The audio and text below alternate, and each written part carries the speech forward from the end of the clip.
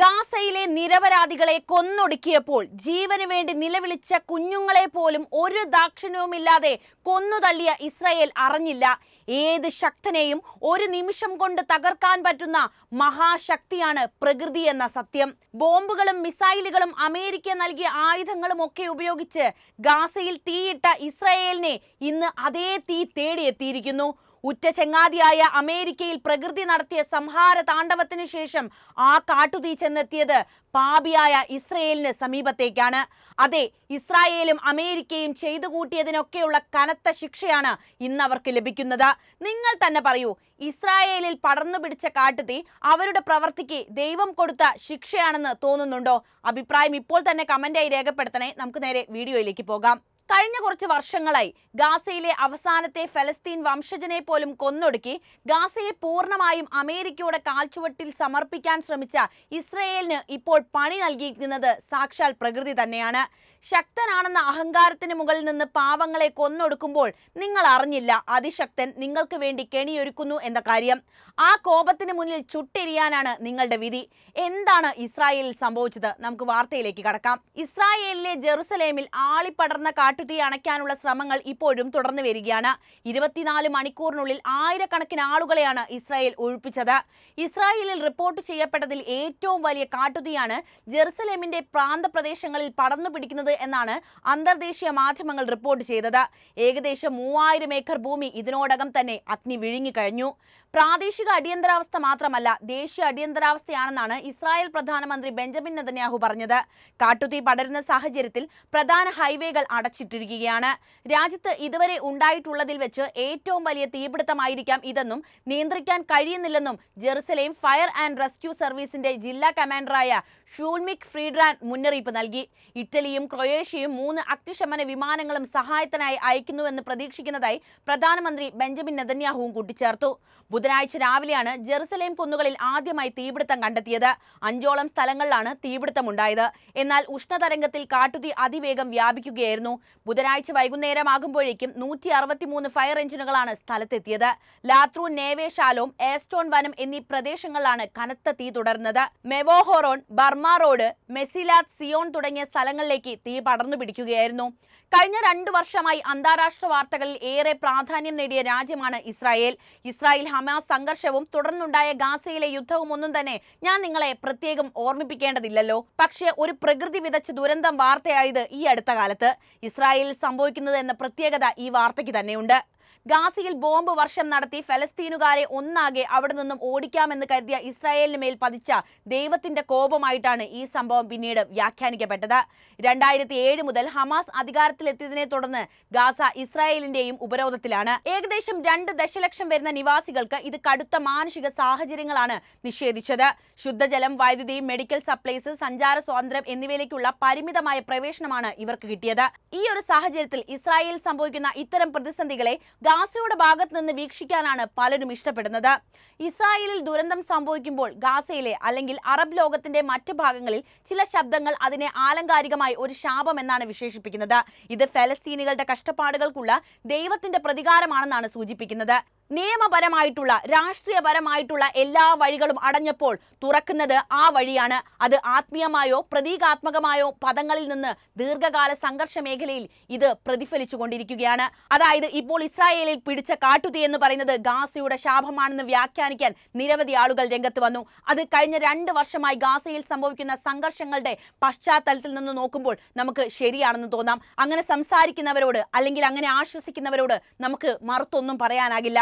കാരണം അവരിപ്പോൾ അശക്തരാണ്, അവർ ദുർബലരാണ്, അവരുടെ കയ്യിൽ ആയുധങ്ങളോ മറ്റോ ഇല്ല. അവർ ഹമാസുമായിട്ടാണ് നേരിടുന്നത് എങ്കിലും ഇപ്പോഴവിടെ കൊല്ലപ്പെടുന്നത് മുഴുവൻ നിരായുധരായ സാധാരണ മനുഷ്യരാണ്. അവരുടെ കണ്ണുനീരിന് ഇത് അവർക്ക് മേൽ പതിച്ച ശാപമാണെന്ന് അവർ ഉറച്ചു പറയുമ്പോൾ നമുക്ക് മിണ്ടാതിരിക്കാനേ സാധിക്കുള്ളൂ.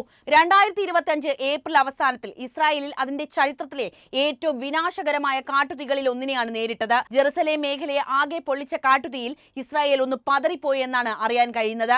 ഏപ്രിൽ 30 ആളിക്കത്തിയ തീ, കടുത്ത ചൂട്, വരണ്ട കാലാവസ്ഥ, ശക്തമായ കാറ്റ് എന്നിവയാൽ ജൂഡിയൻ പർവ്വത നിരകളിലേക്ക് അതിവേഗം പടർന്നു പിടിച്ചു. ഈ ദുരന്തം ദേശീയ അടിയന്തരാവസ്ഥ പ്രഖ്യാപിക്കുന്നതിനും കുടിയൊഴിപ്പിക്കലിനും അന്താരാഷ്ട്ര അഗ്നിശമന സഹായത്തിനും കാരണമായി. മെസ്ലത്ത്, സിയോണിനും എസ്താവോളിനും സമീപമാണ് തീപിടുത്തം ആരംഭിച്ചത്. വനങ്ങളും കാർഷിക മേഖലകളും ഉൾപ്പെടെ 25,000-ലധികം ദൂരം, ഏകദേശം 6,170 ഏക്കർ ഭൂമി അതിവേഗം തന്നെ തീ വിഴുങ്ങി. ഉയർന്ന താപനില, കുറഞ്ഞ ഈർപ്പം, മണിക്കൂറിൽ 95 കിലോമീറ്റർ കവിയുന്ന കാറ്റ് എന്നിവ തീപിടുത്തത്തെ ത്വരഗതിയിലാക്കി. ജെറുസലേമിനെയും ടെൽ അവീവിനെയും ബന്ധിപ്പിക്കുന്ന റൂട്ട് 1 ഉൾപ്പെടെയുള്ള പ്രധാന ഹൈവേകൾ അടച്ചിട്ടതിനാൽ കാര്യമായ തടസ്സങ്ങൾ തന്നെ ഇവിടെ കുടിയൊഴിപ്പിക്കലിനെ ബാധിച്ചു. 163 അഗ്നിശമന സേനകളെയും 12 വിമാനങ്ങളെയും സൈനിക യൂണിറ്റുകളെയും വിന്യസിച്ചുകൊണ്ട് ഇസ്രായേൽ വിപുലമായ അടിയന്തര പ്രതികരണമാണ് നടത്തിയത്. 50-ലധികം അഗ്നിശമന എഞ്ചിനുകൾ, തിരച്ചിൽ രക്ഷാസംഘങ്ങൾ, അഗ്നിശമന ഉപകരണങ്ങൾ ഉപേക്ഷിക്കുന്ന C-130J സൂപ്പർ ഹൈക്കുലീസ് വിമാനങ്ങൾ ഉൾപ്പെടെയുള്ള വ്യോമ പിന്തുണ എന്നിവയുമായി ഇസ്രായേൽ പ്രതിരോധ സേന അതായത് IDF സംഭാവന വലിയ രീതിയിൽ നൽകി. Italy, Croatia, Spain, France, Ukraine, Romania, north Macedonia, Cyprus തുടങ്ങിയ രാജ്യങ്ങളിൽ നിന്ന് അന്താരാഷ്ട്ര സഹായവും ഇസ്രായേലിനെ തേടിയെത്തി. കൂടുതൽ അഗ്നിശമന വിമാനങ്ങളും പിന്തുണയും അവർ നൽകുകയായിരുന്നു.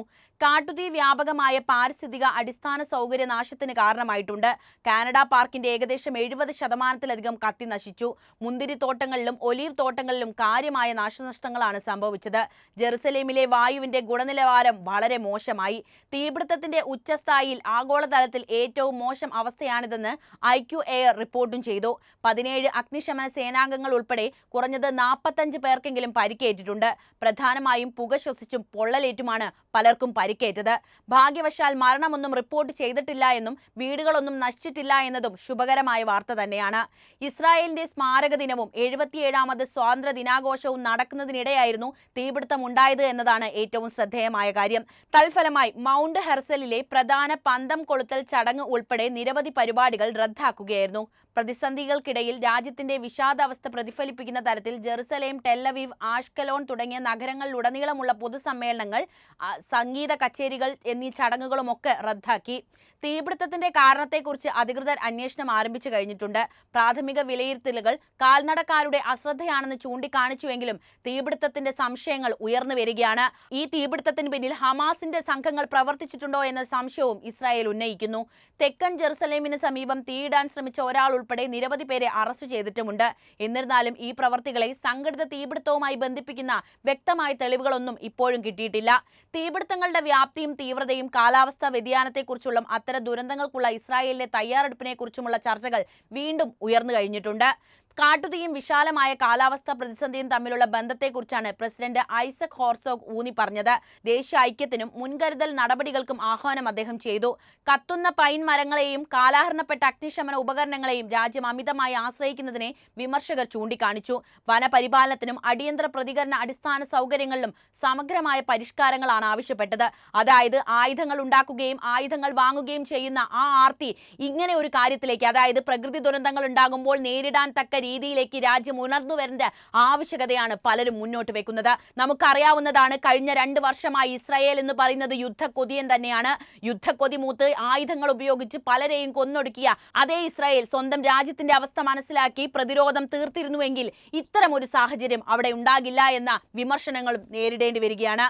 2025 ഇസ്രായേലിലുണ്ടായ കാട്ടുതീ കാലാവസ്ഥാ വ്യതിയാനം ഉയർത്തുന്ന വെല്ലുവിളികൾ വർദ്ധിക്കുന്നതിനെക്കുറിച്ചും ശക്തമായ അടിയന്തര തയ്യാറെടുപ്പിന്റെ പ്രാധാന്യത്തെക്കുറിച്ചും വ്യക്തമായ ഓർമ്മപ്പെടുത്തൽ കൂടിയാവുകയാണ്. രാഷ്ട്രം വീണ്ടെടുക്കുമ്പോൾ ഭാവിയിലെ ദുരന്തങ്ങൾ തടയുന്നതിനും ലഘൂകരിക്കുന്നതിനും വ്യവസ്ഥാപരമായ മാറ്റങ്ങൾ വരുത്തേണ്ടതിന്റെ ആവശ്യകതയെക്കുറിച്ച് ഒരു കൂട്ടായ ധാരണ തന്നെ ഇതിന്റെ ഭാഗമായിട്ട് ഉയർന്നു കഴിഞ്ഞു. ഇസ്രായേലിൽ ദുരന്തം സംഭവിക്കുമ്പോഴൊക്കെ ലോകത്തിന്റെ കണ്ണുകൾ ഗാസയിലേക്ക് എത്തുകയാണ്. കഴിഞ്ഞ 2 വർഷമായി ഗാസ ജനത അനുഭവിക്കുന്ന ദുരന്തം തന്നെയാണ് അതിന്റെ പ്രധാനപ്പെട്ട കാരണം. ഇസ്രായേലിൽ ദുരന്തം സംഭവിക്കുമ്പോൾ ഗാസയിലെ അല്ലെങ്കിൽ അറബ് ലോകത്തിലെ ചില ശബ്ദങ്ങൾ അതിനെ ആലങ്കാരികമായി ശാപം എന്ന് വിശേഷിപ്പിക്കുന്നു എന്ന് ഞാൻ പറഞ്ഞല്ലോ. നിരവധി ആളുകൾ ഇതിനോടകം തന്നെ വലിയ രീതിയിൽ മലയാള മാധ്യമങ്ങളിലടക്കം അതിനെക്കുറിച്ച് ചർച്ചയായിട്ടും ഉണ്ടായിരുന്നു. പക്ഷേ ചിലയിടങ്ങളിൽ നമുക്കത് പറയാതെ വയ്യ. കാരണം അങ്ങനെ ഒരു ദിവസം, അതായത് ഇസ്രായേലിനെ സംബന്ധിച്ച് ഒരു പ്രധാനപ്പെട്ട ദിവസത്തിലാണ് ഈ തീപിടുത്തം ഉണ്ടായതെന്നത് ശ്രദ്ധേയമാണ്. ചിലപ്പോൾ ആരെങ്കിലും കത്തിച്ചതായിരിക്കാം, അല്ലെങ്കിൽ പ്രകൃതി തന്നെ കൊടുത്ത പണിയായിരിക്കാം, അതറിയില്ല, അത് വ്യക്തവുമല്ല. അതിനെക്കുറിച്ചുള്ള അന്വേഷണങ്ങൾ നടക്കുന്നേ ഉള്ളൂ.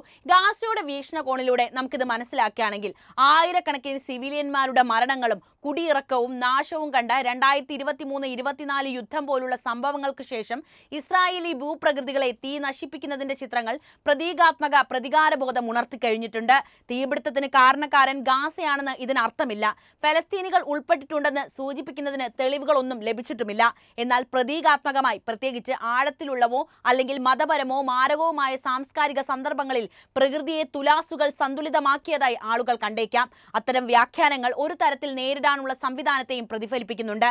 സൈനിക രാഷ്ട്രീയ ആധിപത്യത്തിന് മുന്നിൽ ശക്തിയില്ലെന്ന് തോന്നുന്ന ഫലസ്തീനികൾക്കും മിസൈലുകൾ കൊണ്ടല്ല, മറിച്ച് നിയന്ത്രിക്കാനാകാത്ത പ്രകൃതി സംഭവങ്ങളിലൂടെ ഇസ്രായേലിനും കഷ്ടപ്പെടാൻ കഴിയുമെന്ന ആശയമാണ് ഇന്ന് പലരും, പ്രത്യേകിച്ച് ഫലസ്തീൻ രാഷ്ട്രത്തെ പിന്തുണയ്ക്കുകയും ഇസ്രായേലിനെ പിന്തള്ളുകയും ചെയ്യുന്നവർ പറയുന്ന പ്രധാനപ്പെട്ട കാര്യം. ഈ വിഷയത്തിലെ നിങ്ങളുടെ നിലപാട് എന്തായാലും കമന്റ് ചെയ്യണം. ഒപ്പം ഈ അറിവുകൾ എല്ലാവരിലേക്കും എത്താൻ വീഡിയോ ഒന്ന് ലൈക്ക് ചെയ്യാനും ഷെയർ ചെയ്യാനും പ്രത്യേകം ശ്രദ്ധിക്കുമല്ലോ.